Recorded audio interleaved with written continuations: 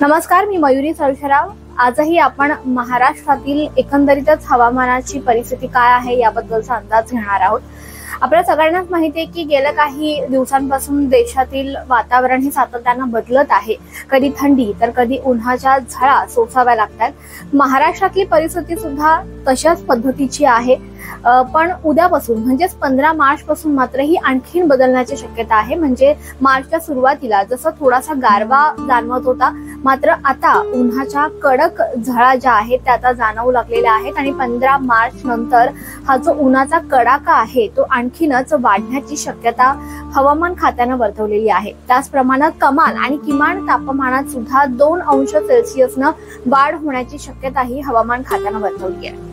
मुंबईत सुद्धा आता उन्हाचा तडाखा हळूहळू वाढू लागला आहे। तर आणखीन 2-4 दिवसानंतर म्हणजेच 15 तारखेनंतर हा उन्हाचा तडाखा आणखीनच वाढण्याची शक्यता आहे।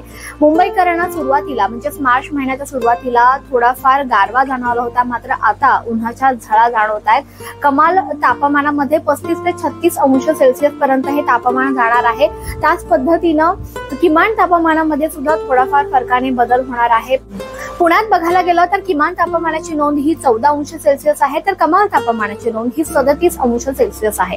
म्हणजेच पुण्यात सुद्धा तापमान हे वाढतंय असं चित्र एकंदरीतच दिसून येत आहे। नाशिकमध्ये बघायला गेलं तर किमान तापमान हे 16 अंश सेल्सिअस असणार आहे, तर कमाल तापमान हे 33 अंश सेल्सिअस असणार आहे। नागपूरमध्ये बघायला गेलं तर किमान तापमानाची नोंद ही 19 अंश सेल्सिअस आहे, तर कमाल तापमानाची नोंद ही 35 अंश सेल्सिअस आहे।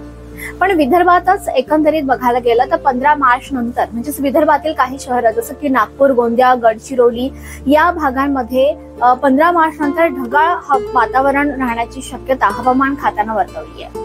छत्रपती संभाजीनगरमध्ये बघायला गेलं तर किमान तापमानाची नोंद ही 20 अंश सेल्सिअस असणार आहे, तर कमाल तापमानाची नोंद ही 38 अंश सेल्सिअस असणार आहे। म्हणजे छत्रपती संभाजीनगरमध्ये तापमान हे जास्तच वाढत आहे असं चित्र आपल्याला दिसून येत आहे।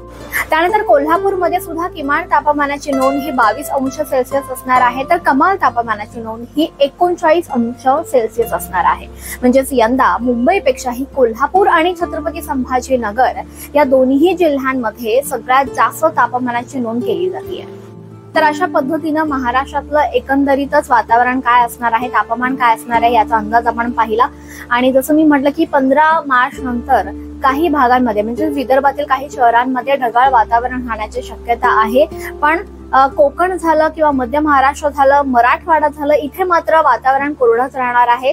आणि एकंदरीतच हवामानाचा अंदाज पाहता आता महाराष्ट्रातलं तापमान सुद्धा आता हळूहळू वाढत चाललेलं आहे। उन्हाचा तडाखा आता जास्त जाणवू लागलेला आहे असं दिसून येत आहे। असेच हवामानाबद्दलचे अंदाज पाहण्यासाठी पाहत राहा लोकल 18 मराठी।